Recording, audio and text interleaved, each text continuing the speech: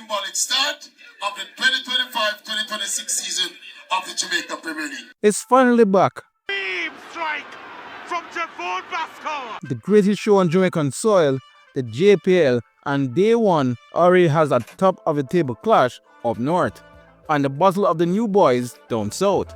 We discuss all of this and more on this Match Week 1 preview show. Yeah, people, welcome back to Jumper Fun, and it's so good to be back talking the Jamaican Premier League. So without wasting any more time, we will begin with the first preview show with the Narcos Derby. Mount Pleasant versus Montego Bay United. Mobe saw their challenge for the title end by the hands of this Sunday's opponents. They put up a spirited performance over the two legs, but alas, it was just not meant to be. But since then, they underwent an evolution. Head coach Tegot Davis left and was replaced by Xavier Gilbert, formerly of Arnett Gardens.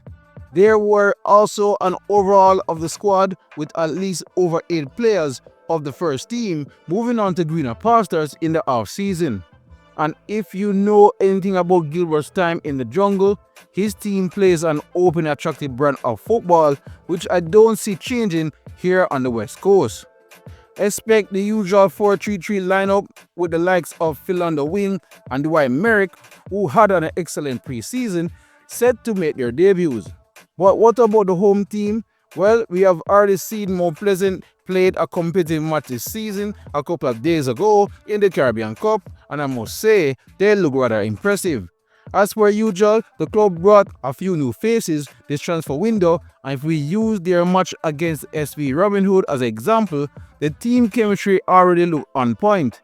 The only drawback from their 1-0 victory on Tuesday is that they had to practically play the entire game done with 10 men. You could see that some of the players were a bit gassed at the end, and even the likes of Devontae Campbell had to leave the game early. No, when you throw in the fact that they play again in the competition on Wednesday, we can expect early rotation. But at least new striker Warner Brown should start after his early record midweek. As for the recent head-to-head between these two teams, they faced each other 5 times last season, and Mobe failed to beat their Narcos rivals in all 5 matches. But will the new look Mobe break that trend? We will all find out this Sunday when Mount Pleasant plays host 3 p.m. at Drux Hall. Cavalier versus Harbour. The other team we saw midweek action were defending champions Cavalier. Their off-season was dominated by the various outgoings, with many wondering if too many talent left this time for the Dunkin' Destroyers to overcome to mount a title challenge. Their loss in Dominican Republic only fueled those fears, but Rudolph Speed was quick to point out afterwards that his team were missing several of the new signings, a statement that was somewhat backed up by today's official announcement that former Verdure, Michael Forbes and Dennis McKenzie have joined the club. Now, it's not quite clear if the paperwork started out in time for this Sunday's opening match, so we may see a familiar looking squad to the one that lost on Tuesday, which means the returning Louis Watson will be once again at left back and will be hoping to redeem himself after a rather shaky performance against Cibao. The other puzzling factor is the status of starting striker Shaquille Stein after he only played roughly 20 minutes off the bench in Dunrep. Their opponents Harbour will be hoping the champs are still licking their wounds as they hope to start the new campaign with a win. The Stars of the East themselves didn't exactly have the smoothest preparations for this match, with some heavy losses in pre-season, including a surprising 2-0 defeat to high school Jamaica College.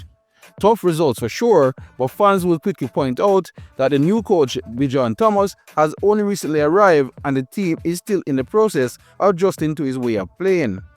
Another piece of encouragement for Harbour heading into this match is the fact that they avoided defeat to the defending champions in 3 matches last season, cementing their status as Cavaliers' bogey team. So it will be a fascinating watch when the champs face the Stars of the East this weekend. Phoenix Chapelton Maroons versus Tivoli Guns. After narrowly escaping relegation last season, Chapelton are literally a team reborn. The Butlers are now in charge, and with it comes a new sense of hope and expectations. Those in Clarendon will be seeing many familiar faces, as this squad is practically an agglomeration of last season's Maroons and Fair Phoenix United. And this is very important to highlight as it shows that technical director Craig Butler is already learning from past mistakes by keeping majority of the Chapelton's experienced core intact. So team chemistry may not take a massive hit this time around, but the best news for the Maroons was the confirmation that they will be returning to Turner Field to play true home games again. As for Tivoli Gardens, they may be slow out of the blocks once more.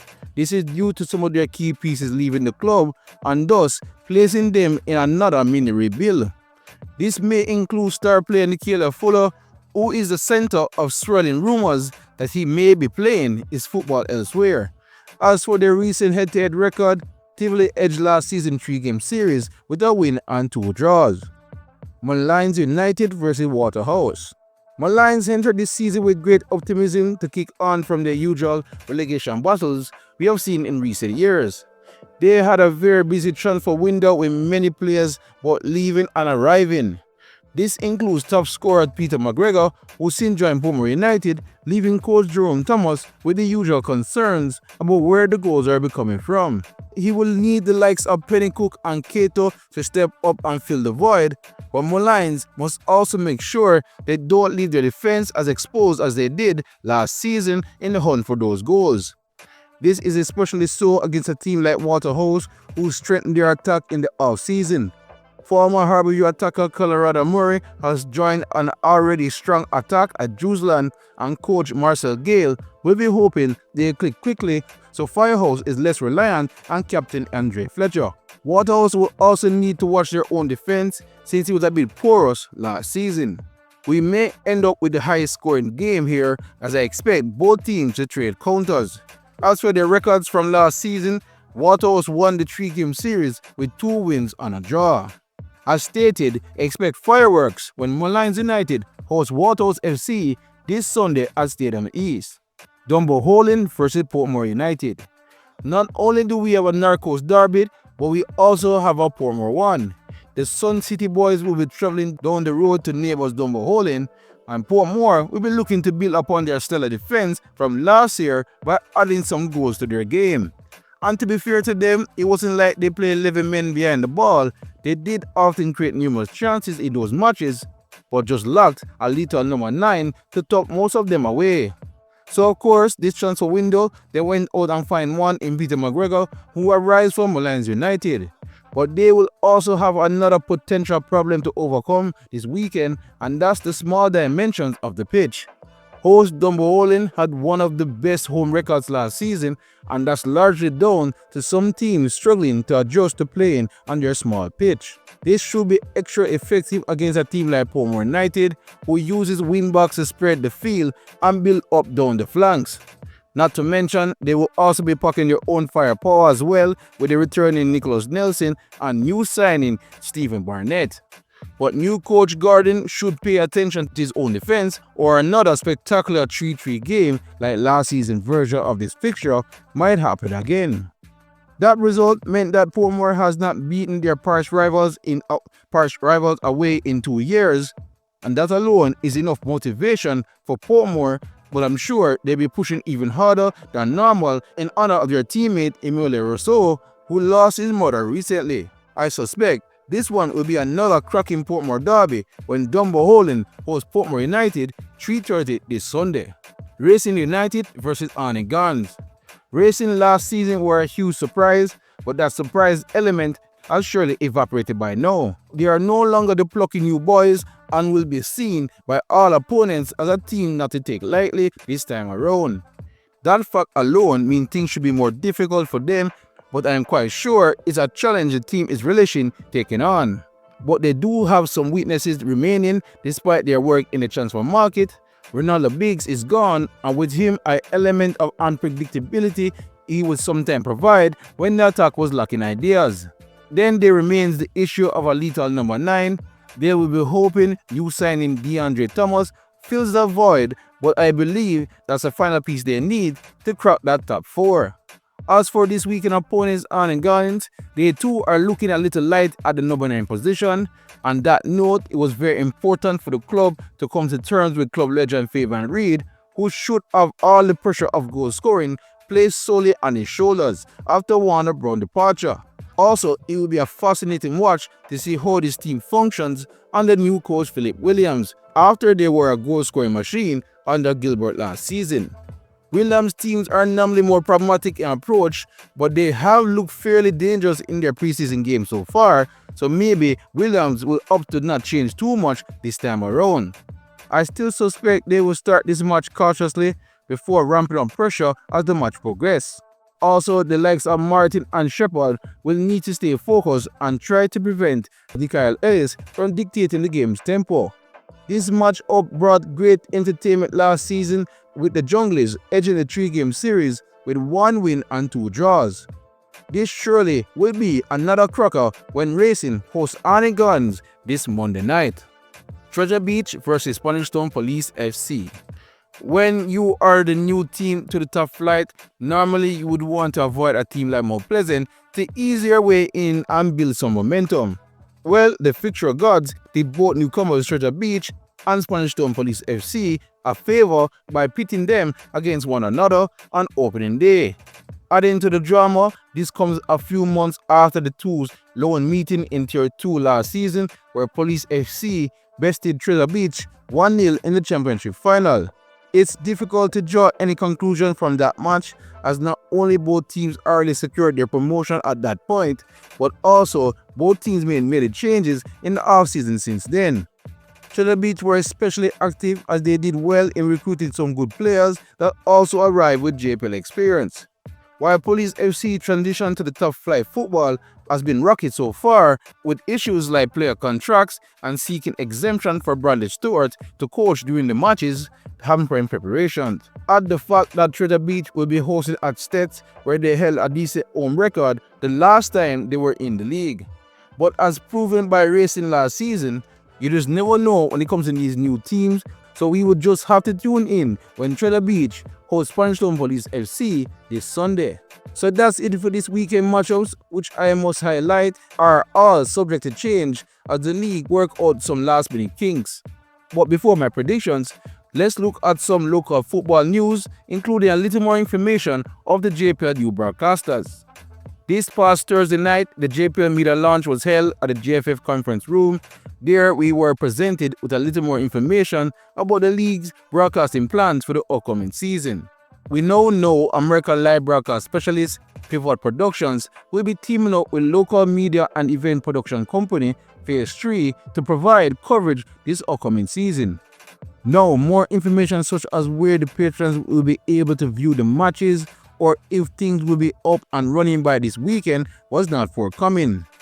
What we do know is that the league is aiming for more than 80% of the games to be streamed, and the matches will be interactive somehow for those watching. Hopefully, we get additional details on this soon. Focusing back on the clubs now, we spoke about the tough start to life in the JPL for the Spanish Town Police FC, and things just got a little bit more difficult as they received the news that their usual home ground, Prison Oval, did not pass league approval for use this season. So the newcomers will be playing their home matches at Dunbeholden home field for the foreseeable future. The club is hoping the St. Catherine FA will get the famous ground up to code before the season ends so they can make a return.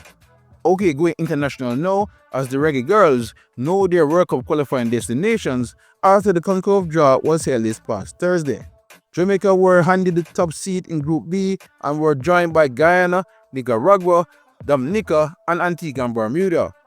Matches are to be played in November 2025 and February and April 2026. And only the 6 group winners will advance to the 2026 CONCACAF Women Championship. Okay, that's it for the local football news. No time for my prediction for this weekend matches. Starting with the big Narcos derby, it's going to be very difficult. Mount Pleasant might be rotating, but their squad is so strong in depth, I still think they'll put up a decent fight. But Moby are no pushovers nowadays, so I was thinking there will be a Mount Pleasant 1, Montego Bay United 1. As for Cavalier versus Harbour, although Harbour had Cavalier ticket last season, I still think Cavalier will edge this one 2-0 to get their first 3 points of the season. Alright, now Phoenix Chapelton Maroons versus Tivoli Guns. This one a bit tough to call, I would say this one probably ends in a safe 1-1 draw between both teams. Alright, Molynes United versus Waterhouse. Molynes will start strong, I believe, but I think the attacking qualities Waterhouse brings will give them the edge. I think Firehouse takes this one 2-1. Alright, the Portmore derby, Dunbeholden versus Portmore. This might be an entertaining 2-2 draw. Alright, Racing United versus Arnett Guns. Another game I think will be entertaining, and another game I think would end in a 2-2 draw. Alright, and then finally the battle of the new boys, Treasure Beach versus Spanish Town Police FC. Honestly, I think Treasure Beach get this one all the way. They are playing at home in St. Elizabeth, so I expect them to win 2-0 over Spanish Town Police FC. But alright guys, that's all I got on the first match day preview show of the season. Let me know in the comment section below your predictions for this match week. Otherwise, please like, subscribe and share as we look to keep you all up to date on the JPL leading up to the final in May. Otherwise, with great JPL content, you're already at the right place, Jamaica fan. YouTube, big up yourself.